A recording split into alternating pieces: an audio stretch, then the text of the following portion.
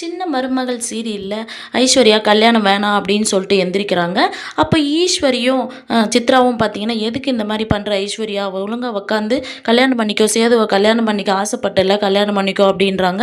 அப்போ ஐஸ்வர்யா பார்த்தீங்கன்னா, "இல்ல ஆண்டி இந்த கல்யாணம் எனக்கு வேணாம். நம்ம பண்ண பாவம்லாம் போதும். தமிழ்ச்செல்விக்கு நம்ம பண்ண துரோகம்லாம் போதும். வேணாம்" அப்படின்றாங்க. அப்போ ராஜாங்கம் பார்த்தீங்கன்னா, "என்னம்மா என்னாச்சு? என்ன பாவம்?" அப்படின்றாங்க. அப்போ ஐஸ்வர்யா பார்த்தீங்கன்னா, செல்லப்பாண்டி அங்கிளுக்கு கால் பண்ணுது. தமிழ்ச்செல்வி வாய்ஸ்ல பேசுனது நான் தான் அங்கிள் அப்படின்னு சொல்கிறாங்க. அப்போ சேதுவும் பார்த்தீங்கன்னா இதெல்லாம் காதில் வாங்கிக்கிட்டு, அப்போ எல்லாத்துக்கும் இவங்க தான் காரணமா? அப்போ தமிழ்ச்செல்வி அவ்வளோ சொல்லியும் நம்ம நம்பாமல் போயிட்டோமே அப்படின்னு சொல்லிட்டு அவங்க அப்பா கிட்ட சொல்கிறாங்க. அப்பா எல்லாத்துக்கும் இவங்க தான்ப்பா காரணம், தமிழ்ச்செல்வி ரொம்ப பாவம் அப்படின்னு சொல்லிட்டு மனமேடையை விட்டு இறங்கிடுறாங்க.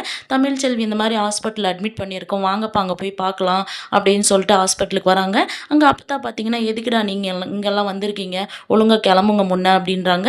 அப்பத்தா கட்டியும் ராஜாவும் பார்த்தீங்கன்னா, நான் பண்ணது தப்பு தாம்மா, எல்லாம் ஐஸ்வர்யாவும் ஈஸ்வரியும் சேர்ந்து பண்ணது தான், இது தெரியாமல் நாங்கள் பேசிட்டோம் அப்படின்னு சொல்கிறாங்க. நாங்கள் எப்படியாச்சும் தமிழ்ச்செல்வியை பார்க்கணும் அப்படின்றாங்க. தமிழ்ச்செல்வியை பார்க்க போகிறாங்க. அப்போ தமிழ்ச்செல்வியும் பார்த்தீங்கன்னா சேதுவும் ராஜாங்கத்தையும் பார்த்துட்டு, இவங்கெல்லாம் எதுக்கு இங்கே வந்திருக்காங்க, ஒழுங்காக போக சொல்லுங்க அம்மாச்சி அப்படின்றாங்க.